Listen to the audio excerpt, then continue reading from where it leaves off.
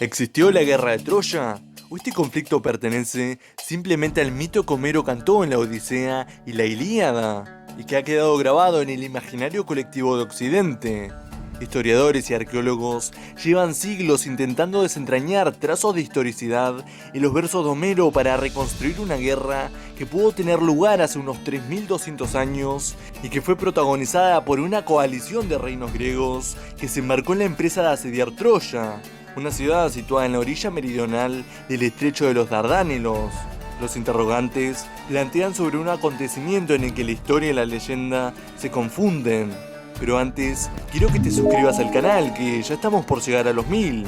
Solo tienes que darle al botón de suscribirse que tienes abajo y listo. Serás parte de esta hermosa comunidad. Ahora sí, empecemos. Nuestra historia comienza con un poeta ciego llamado Homero que unos 4 siglos después del supuesto conflicto, en el siglo VIII a.C., compuso un poema en el que se relataba el asedio de Troya por parte de unos guerreros, los aqueos, que los griegos identificaron con sus propios antepasados. Ese poema era la Ilíada. Sus versos hablaban de héroes, de guerreros que buscaban el honor en la batalla y que no temían a la muerte tanto como una vida sin gloria. Eran ejemplo de virtud y valor, y así fueron reconocidos durante toda la antigüedad. Igualmente, abordaban temas eternos como el honor, la amistad, la honra a los dioses, la piedad, la crueldad, el amor, la vida y la muerte. Todo ello, unido a la calidad literaria del poema, hizo que la de Troya no fuera una guerra como tantas otras, sino un hito capaz de fascinar y sobrecoger a gente de todas las épocas. Ciertamente, el comienzo de esta historia no pudo ser más feliz, ni el final más triste, porque lo que comenzó con una boda acabó con una guerra. Esa boda fue la de los padres del que será el protagonista de la Ilíada, Aquiles, el héroe aqueo Peleo, nieto de Zeus, y la Nereida Tetis, un inmortal.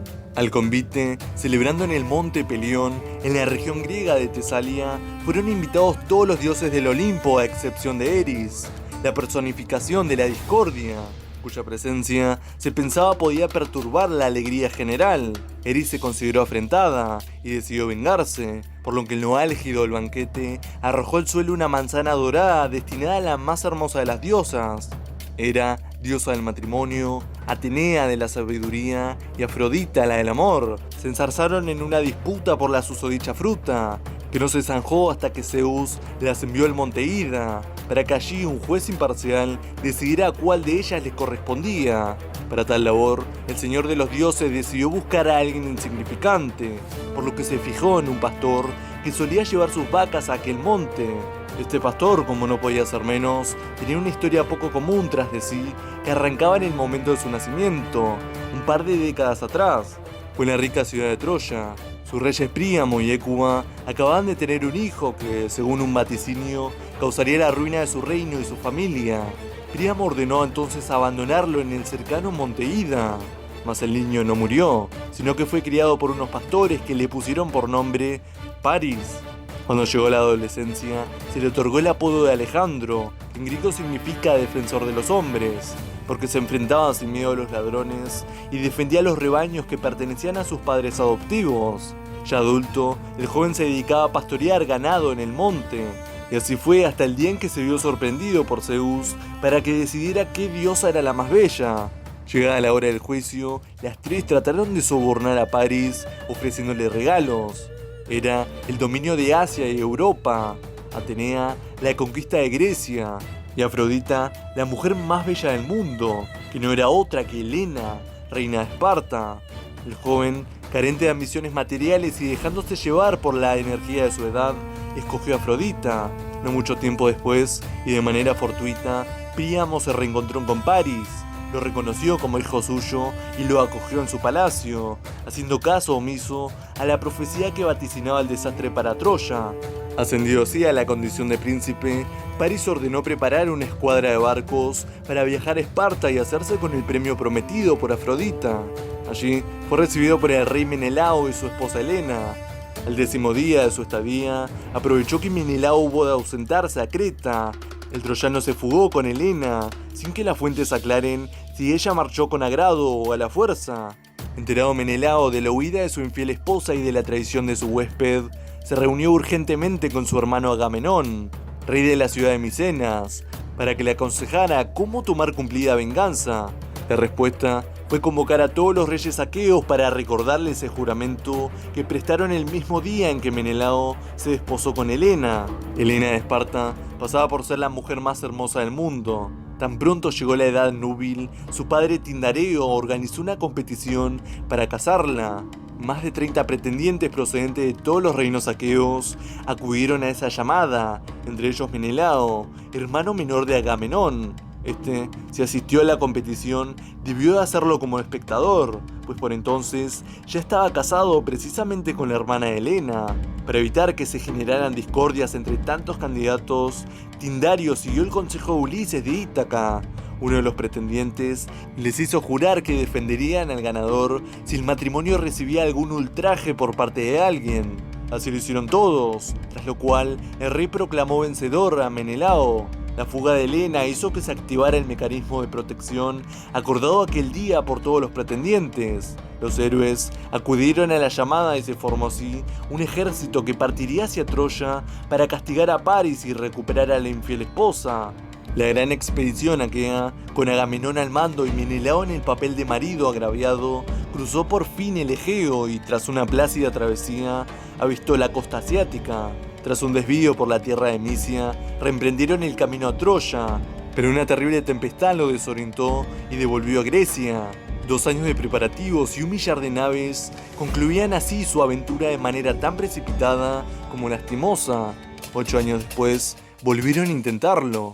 Esta vez tuvieron más suerte y arribaron a las costas donde se asentaba la Troya de Príamo. Tras un primer enfrentamiento en la playa con Héctor, hijo de Príamo y jefe del ejército troyano, los aqueos enviaron una embajada a la ciudad para solicitar la restitución de Helena y la devolución de las riquezas sustraídas de Esparta. Príamo hizo caso omiso de la petición y los aqueos no tardaron en lanzar el primer ataque contra las murallas que habían erigido Apolo y Poseidón. Según el mito, y como obra divina que eran, los muros de Troya no podían ser derribados. Eran infranqueables y hacían inaccesible la ciudad en todo su perímetro, excepto en un pequeño punto que fue construido por Éaco, abuelo de Aquiles, el único hombre que participó como asistente en la construcción. La cometida fracasó, entonces los aqueos se instalaron en la playa y se dedicaron a saquear alrededores. Hasta 23 ciudades fueron destruidas en estas acciones, al frente de la mayoría de las cuales se hallaba Aquiles. 9 años después de la llegada aquea a las costas troyanas, Aquiles era el gran protagonista de los aqueos. El hijo de Peleo y Tetis, cuya boda dio origen a toda la historia, no solo dirigía el saqueo de la región, sino que había asesinado también a varios miembros de la familia real troyana. En una de sus incursiones a la ciudad de Lirneso, el héroe se llevó como botín a la esposa de un tal Mines, la cual era conocida como Briseida. En otra de las ciudades saqueadas, el caudillo aqueo Agamenón había tomado como botín a la hija de Crises, el sacerdote troyano de Apolo, llamada Criseida. El papel de estas 2 mujeres en la guerra iba a ser determinante. Los problemas se abren paso comenzado el 10º año de guerra, cuando una peste empieza a producir estragos en el campamento aqueo. Era el castigo infligido por Apolo a Agamenón por haberse negado a devolver a Criseida a su padre. Pasados 10 días, Aquiles convocó la asamblea aquea, la cual forzó al de Micenas a renunciar a la cautiva, único modo de apaciguar al dios. Pero orgulloso como era, Agamenón no quiso irse con las manos vacías y le arrebató a Aquiles su concubina Briseida. Esto provocó la ira del héroe y su retirada del combate, decisión que desencadenó sucesos funestos para los aqueos.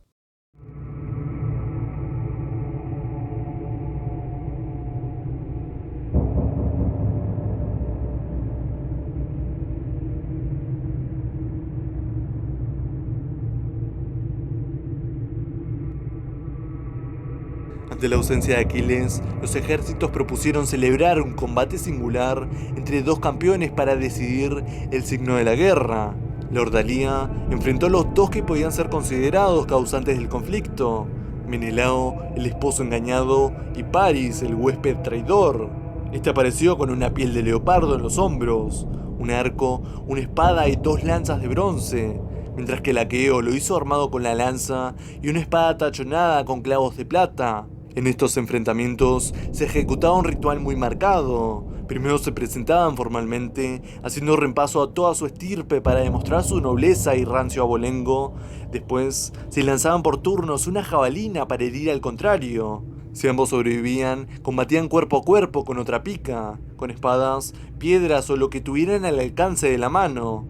Si el duelo acababa en tablas, se intercambiaban presentes como muestra de reconocimiento e incluso de aprecio. Y si uno de los dos alcanzaba su objetivo y ponía fin a la vida del contrario, se ganaba el derecho a despojarlo de su armadura y tomar posesión de ella como botín de guerra.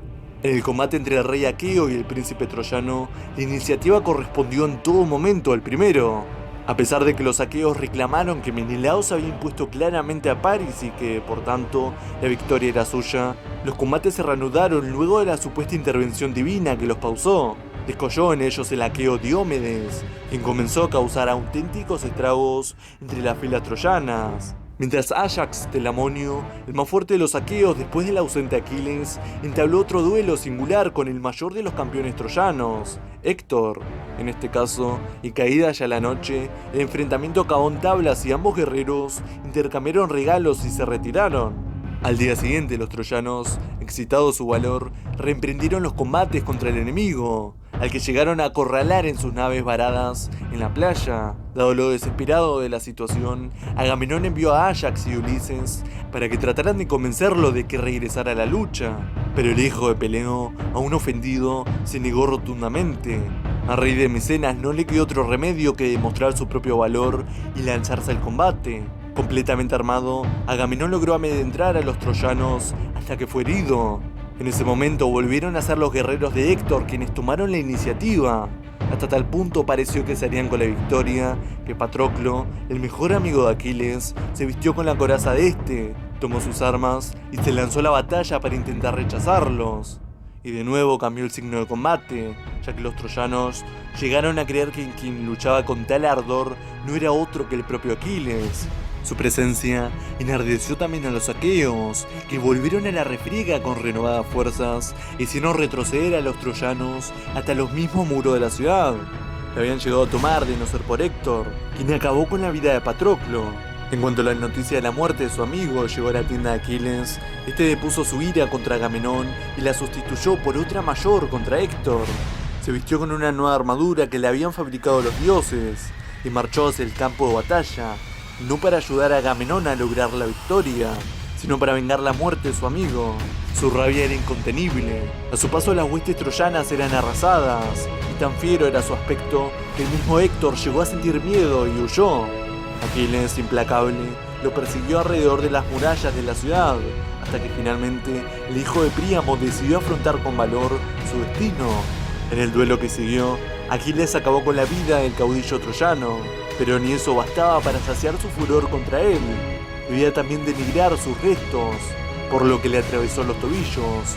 Pasó por ellos una correa que sujetó a su carro y comenzó a dar vueltas en torno a la muralla arrastrándolo.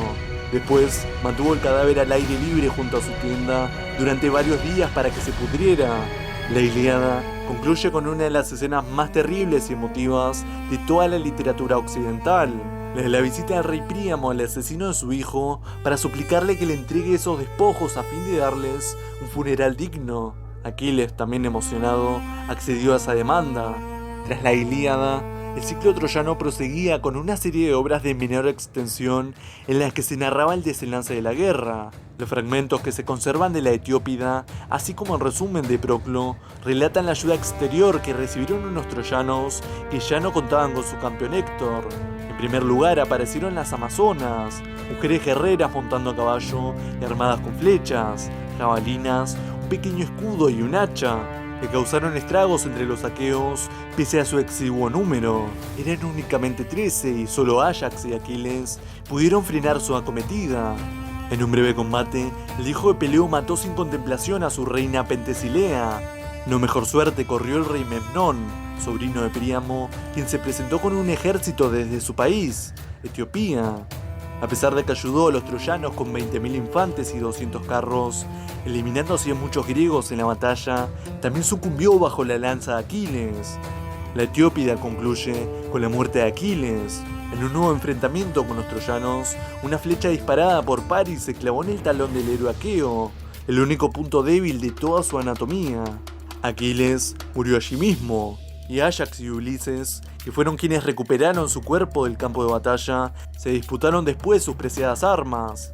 Muertos los principales paladines de cada bando y cumplidos todos los vaticinios para que se produjera la caída de Troya, la recuperación de las flechas de Heracles, una de las cuales acabó con la vida de Paris, y el robo de la estatua troyana de Palas Atenea, esta debió acontecer en breve. Pero los aqueos no obtendrían Troya sin un último esfuerzo. Es lo que narran los poemas titulado Pequeña Ilíada y Saco de Troya. El medio de que se valieron los aqueos para alcanzar su objetivo fue una estratagema ideada por el siempre ingenioso Ulises: construir un caballo de madera en cuyo vientre se pudiera ocultar un puñado de aqueos. Siguiendo el plan previsto por Ulises, el caballo de madera apareció frente a los muros de Troya con la inscripción: los griegos en acción de gracias a Atenea por su regreso a la patria. Aún mayor fue el asombro de los troyanos al ver que el campamento aqueo había desaparecido de la playa. Todo parecía indicar, pues, que los sitiadores se habían dado por vencidos. El caballo fue introducido a la ciudad, y por la noche, una vez acabadas las fiestas de celebración de lo que los troyanos pensaban que era el fin de la guerra, los guerreros salieron de su escondrijo en el caballo y, tras deshacerse de los guardias, encendieron una hoguera, la señal convenida para que el resto de los aqueos que esperaban en el mar a bordo de las embarcaciones enfilaran a proa hacia Troya. Una vez embarcados, hallaron las puertas abiertas y pudieron entregarse a un frenesí de muerte y destrucción. No hubo piedad. Príamo fue asesinado por el fiero Neoptolemo, quien se había incorporado al ejército poco después de la muerte de su padre, Aquiles. Una vez destruida la ciudad de Príamo y vuelta Helena con su esposo Menelao, los aqueos se dispusieron a volver a sus hogares. Ese es el tema que trataba el poema Nostoio o Regresos, aunque algunos hubo que llegó sano y salvo a su patria. En general, fueron unos retornos accidentados, cuando no trágicos. Los vientos empujaron a Menelao y Helena a Egipto, donde permanecieron algún tiempo antes de poder regresar a Esparta. De nuevo en su hogar, parece que la relación entre ambos esposos fue incluso feliz. Agamenón, en cambio, llegó sin dificultad a Micenas, pero solo para ser asesinado por su esposa, el amante de esta. Pero el regreso más famoso fue el de Ulises, que aparece relatado en el segundo de los poemas de Homero, la Odisea. 10 años estuvo el héroe vagando por diferentes lugares del mar Mediterráneo. El paso por la isla de los Lestrigones, un descenso a los infiernos en el que pudo hablar con las sombras de algunos de los héroes con los que había luchado en Troya, la travesía junto a la isla de las sirenas y muchas más aventuras que Ulises tuvo que afrontar y de las que logró salir airoso gracias a su ingenio y a la ayuda de la diosa Atenea. Finalmente, y tras perder a todos sus compañeros, el héroe pudo desembarcar en su isla de Ítaca, pero no acabaron sus tribulaciones ahí, pues hubo de hacer frente a un numeroso grupo de pretendientes que se habían instalado en su palacio a la espera de que su esposa Penélope, a la que creían viuda, accediera a casarse con uno de ellos. Con la ayuda de su hijo, Ulises los exterminó todos. El ciclo troyano finaliza con la Telegonía, una continuación de la historia de Ulises que aborda su fin a manos de Telégono, el hijo que tuvo con una hechicera llamada Circe. Telégono lo mató sin saber que era, precisamente, el padre a quien andaba buscando. Así concluye el ciclo épico sobre la guerra de Troya, punto de partida de muchas otras obras que enriquecieron la historia de esa contienda con variantes y nuevos episodios. Pero su valor no es solo literario o artístico. La Ilíada y la Odisea han sido estudiados y analizados en profundidad por filólogos y helenistas en busca de datos y elementos que permitan reconstruir su sustrato histórico. Todo ese esfuerzo, sin embargo, no ha podido responder a la pregunta sobre si la guerra entre troyanos y aqueos realmente existió, o si solo fue el fruto de la imaginación de un poeta de genio. Los eruditos sostienen posiciones encontradas al respecto, por lo que la única opción para ir más allá, tratando de hallar respuestas, es intentar conocer de primera mano aquel mundo de los siglos XIII y XII a.C., en los que supuestamente tuvo lugar el conflicto. Es decir, que sigue a ser una arqueología efectiva y no ya sobre unos versos, sino sobre el terreno. Viajaremos a Troya y trataremos de averiguar si efectivamente Agamenón llamó a sus puertas. Pero eso, lamentablemente, será cuento para otra noche. Si te gustó el video, dale me gusta y suscríbete al canal.